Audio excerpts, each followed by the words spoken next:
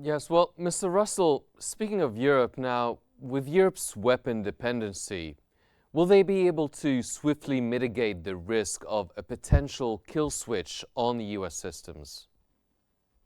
Yeah, oh, there's a definite potential. In fact, I think that as long as Donald Trump and Marco Rubio and Pete Hegseth and the rest of the national security enterprise here in Washington continues down this path, there's a very good chance of that. You got to understand, you have companies like Airbus, EADS, BAE Systems in France. You have Thales, Leonardo in Italy, Rheinmetall and Saab in Sweden, Rheinmetall in Germany. These are large these are large defense contractors that are producing a lot of similar systems already. Thales, provides missile systems. BAE Systems builds aircraft, as does Airbus. You look at Rheinmetall, which builds, which is known for their tank systems. There's a very distinct possibility, and I think what's going to happen is they're going to become, the more and more we see, America push into this isolationist area. I think the Trump administration could be cutting its nose off despite its face.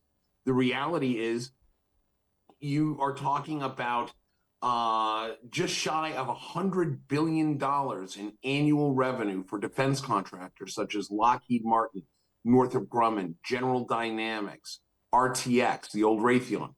That is a big impact. You start taking away the foreign military sales aspect, that is going to create a huge economic pressure on these companies. And these are companies that don't deal well with unknown economic pressure. That means layoffs, that means unemployment, that means economic burdens here in key areas, in some instances, areas that helped elect Donald Trump. If we start seeing a shift to the European centric contractors, as I had mentioned before, that's going to be a big possible economic hit to the U.S.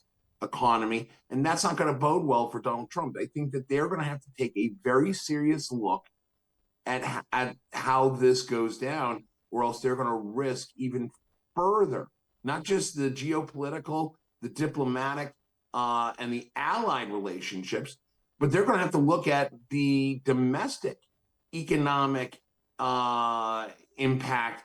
And it's also going to call into question, the ability for these companies to develop or continue to develop forward-thinking technologies. Our colleague in Cairo just mentioned the F-47. That's still not in mass production.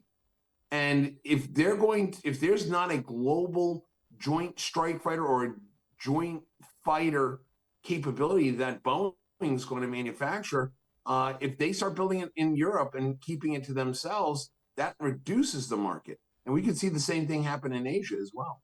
Mhm.